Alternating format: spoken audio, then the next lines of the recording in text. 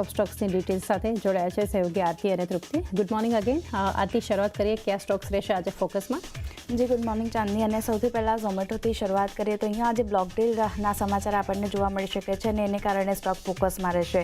ઝોમેટોમાં મોટી block deal આપણને જોવા મળી શકે છે અને એન્ડફિન સિંગાપુર જે છે તે ખાસ કરીને આ બ્લોક ડીલ દ્વારા 2% હિસ્સો પોતાનો વેચી શકે છે. બીજી બાજુ ફ્લોર પ્રાઇસની વાત કરી લઈએ તો લગભગ 251.68 રૂપિયા પ્રતિ શેર જે છે તે અહીંયાથી બ્લોક ડીલ માટે ફ્લોર પ્રાઇસ નક્કી કરવામાં આવી છે. અને ઓફર સાઇઝની વાત કરી લઈએ તો $408 મિલિયન વધારી અને $565 મિલિયન જે છે તે અહીંયાથી કરવામાં આવી છે. એન્ડફિન સિંગાપુરનો જૂન 2024 સુધી કંપનીમાં જે હિસ્સો હતો તે લગભગ 4.24% હિસ્સો હતો. તેમાંથી હવે 2% હિસ્સો જે છે તે આ બ્લોક ડીલ દ્વારા કદાચ વેચી શકે છે અને કરંટ માર્કેટ પ્રાઇસથી 4% ડિસ્કાઉન્ટમાં આ બ્લોક ડીલ જે છે તે આપણને થતી જોવા મળી શકે છે. તો ખાસ ફોકસ આજે ઝોમેટો પર રહેશે. એક બ્લોક ડીલના કારણે આ સ્ટોક દિવસભર ફોકસમાં રહેશે. નેક્સ્ટ કાઉન્ટર HCL ટેકનું રહેશે ફોકસમાં, કારણ કે અહીંયા મેનેજમેન્ટ ફેરફાર જે છે તે અહીંયાથી થતા દેખાયા છે. કંપનીના CFO પ્રતિક અગ્રવાલ જે છે તેમણે રાજીનામું આપ્યું છે અને 6 સપ્ટેમ્બર સુધી તેઓ CFO પદ તરીકે કાર્યરત રહેશે. પ્રતિક અગ્રવાલે ખાસ કરીને કંપનીની બહાર તક મળે તેની માટે કંપનીમાંથી રાજીનામું આપ્યું છે અને તેની જગ્યાએ શિવ વાલિયા જે છે તેની કંપનીને CFO તરીકે નિયુક્તિ કરી છે અને 6 સપ્ટેમ્બરથી શિવ વાલિયા જે છે કંપનીના CFO પદ તરીકે કાર્યભાર જે છે તે આપણને સંભાળતા જોવા મળશે. હવે આ શિવ વાલિયા કરિયર આપણે જોઈ લઈએ કે તેઓ કોણ હતા. તો શિવ વાલિયા જે છે તેને કંપની સાથે જ એટલે કે HCL ટેક સાથે જ તેમણે પોતાના કરિયરની શરૂઆત કરી. 1993થી તેઓ આ HCL ટેક કંપની સાથે જોડાયેલા છે અને છેલ્લા ઘણા વર્ષોમાં અનેક ફાઇનાન્સ લીડરશિપ નેતૃત્વ ભૂમિકાઓ જે છે તેની સર્વિસીસ ખાસ કરીને તેમણે આપી છે અને હાલમાં કોર્પોરેટ વાઇસ પ્રેસિડેન્ટ અને FP&A અને બિઝનેસ ફાઇનાન્સ ઓપરેશનના ગ્લોબલ હેડ તેઓ છે. તો આ જે એક મેનેજમેન્ટ ફેરફાર થવાના છે એને કારણે ખાસ કરીને HCL ટેકનું કાઉન્ટર આજે ફોકસમાં રાખવાનું રહેશે. બ્રોકરેજ રિપોર્ટ પણ આવ્યા છે HCL ટેક પર. મોર્ગન સ્ટેનલીનો રિપોર્ટ આવ્યો છે. તેમણે ઓવરવેટ કોલ આપ્યો છે. લક્ષ્યાંક 1,705 રૂપિયા પ્રતિ શેરના તેમના તરફથી કરવામાં આવ્યા છે. તેમનું માનવું છે કે આજે ઇન્ટરનલ અપોઇન્ટમેન્ટ જ જે કરવામાં આવી છે CFO પદ માટે, કારણ કે જે શિવ વાલિયા છે તેઓ પહેલેથી જ HCL ટેક સાથે જોડાયેલા છે. તો તેમની ઇન્ટરનલ જે અપોઇન્ટમેન્ટ કરવામાં આવી છે તે ખાસ કરીને ટ્રાન્ઝેક્શન જે છે તે સ્મૂધ કરવામાં મદદરૂપ થશે, કારણ કે ઓલરેડી તેમને કંપનીની પોલિસીને આ બધું ખબર હોય. તો એક ફાયદો જે છે HCL ટેકને આપણને થતો જોવા મળશે. આ મેનેજમેન્ટ ફેરફાર જે કરવામાં આવ્યા છે એને કારણે HCL ટેકનું કાઉન્ટર ફોકસમાં રાખવાનું રહેશે.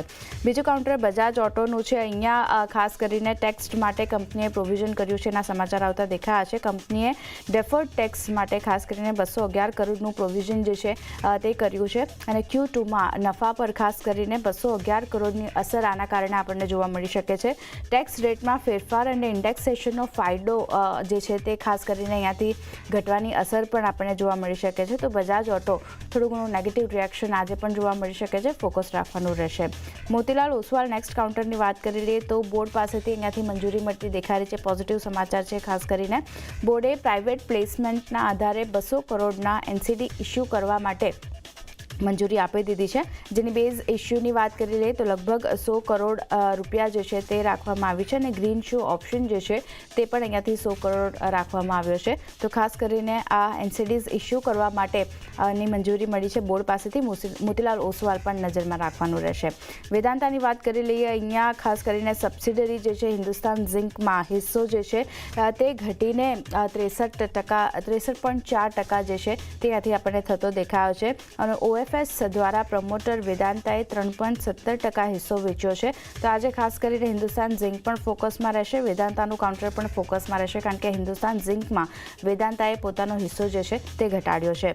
બીજી બાજુ અલકાર્ગોની વાત કરી લઈએ તો અહીંયા ખાસ કરીને જુલાઈના જે LCL એટલે કે લેસ ધેન કન્ટેનર લોડના ડેટા આવતા દેખાયા છે. તો એના કારણે આજે LCL છે જુલાઈમાં તે લગભગ 5% વધ્યું છે અને વધીને 8.18 લાખ જે CUMTR જે છે તે આપણને યર ઓન બેઝિસ પર આપણને થતો દેખાયું છે. તો ખાસ કરીને અલકાર્ગો લોજિસ્ટિક્સના કાઉન્ટર પર નજર રાખવાની રહેશે. એક પોઝિટિવ ડેટા જે છે તે આપણને લેસ ધેન કન્ટેનર લોડના આવતા દેખાયા છે. નજર રાખવાની રહેશે અહીંયા પણ. એ સિવાય તૃપ્તિ અન્ય પણ ઘણા બધા કાઉન્ટર છે જેમાં પરિણામ અને ન્યૂઝનું ખાસ કરીને રિએક્શન આપણને જોવા મળશે. ક્યાં ફોકસ? ડેફિનેટલી સૌથી પહેલાં તો ગુડ મોર્નિંગ આરતી, અને ડેફિનેટલી મારી પાસે પણ શરૂઆત હું બેંકથી કરીશ કે ઇન્ડસઇન્ડ બેંક માટે એક પોઝિટિવ સમાચાર હવે આપણી સમક્ષ આવતા જોવા મળ્યા છે કે કંપનીને આરબીઆઈ પાસેથી નવી સબસિડરી દ્વારા મ્યુચ્યુઅલ ફંડ્સ બિઝનેસ ચલાવવા માટે મંજૂરી મળી ગઈ છે. અને ડેફિનેટલી કંપનીનું કહેવું છે કે આ સબસિડરી ગઠનથી કંપનીના બિઝનેસમાં આવનારા સમયમાં આવકમાં એક સારો એવો ગ્રોથ આપણને જોવા મળી શકે છે. અને તેના પર એક બ્રોકરેજ રિપોર્ટ પર આવ્યા છે જેના પર ખાસ નજર કરવી જોઈએ. તો ઇન્ડસઇન્ડ બેંક પર નોમુરા તરફથી આપણને ન્યુટ્રલ રેટિંગ આવતા જોવા મળ્યા છે. અને લક્ષ્યાંકના ફ્રન્ટ પર નજર કરશો તો તેમણે ₹1580 પ્રતિ શેર આપ્યા છે. રિપોર્ટ્સ મુજબ એએમસી સબસિડરીઝના ગઠન માટે આરબીઆઈ પાસેથી મંજૂરી મળી છે, જેમાં ખાસ કરીને બેંક મ્યુચ્યુઅલ ફંડ્સના મેન્યુફેક્ચરર તરીકે આવક જનરેટ કંપની જે છે તે બેંક જે તે કરશે. એટલે કંઈક પોઝિટિવ રિપોર્ટ્સ છે અને પોઝિટિવ સમાચાર છે. એટલે આજે ઇન્ડસઇન્ડ બેંક જે છે તે ખાસ આજે રડારમાં જોવા મળી શકે છે. ત્યારબાદના કાઉન્ટર પર નજર કરીએ છીએ પોલી મેડિક્યોર. અહીંયા QIP કંપનીએ લોન્ચ કર્યો છે. સૂત્રો દ્વારા સમાચાર આવેલા છે, જેમાં ખાસ કરીને QIP માટેના ઇશ્યુ સાઇઝની અગર વાત કરશું તો તે 1000 કરોડ છે. ઓફર સાઇઝ જે છે તે 5.54% છે. અને અગર તેના ઇન્ડિકેટિવ પ્રાઇસની વાત કરશું તો તે 1885-1880 રૂપિયા પ્રતિ શેર રાખેલું છે. એટલે એની વચ્ચે જે છે તે ઓફર પ્રાઇસ જે છે તે QIPનો પ્રાઇસ ત્યાં નક્કી થઈ શકે છે. અને ઓવરઓલ કાલના ક્લોઝિંગ પ્રાઇસે લગભગ 11.5% ડિસ્કાઉન્ટમાં જે છે તે QIP પ્રાઇસ હાલમાં જોવા મળી રહ્યો છે. પરંતુ અગર આ QIP પ્રાઇસ જ્યારે બંધ થશે QIP ત્યારબાદ પ્રમોટર્સ માટે 90 દિવસ માટે એક લોકિંગ પીરિયડ પણ રહેશે. એટલે આ કાઉન્ટર પર ખાસ નજર રાખવાની રહેશે. મેં આપણે જોયું હતું કે ગઈકાલે આ કાઉન્ટરમાં આપણને આઉટ પરફોર્મ આપણને એક પ્રદર્શન પણ જોવા મળ્યું હતું.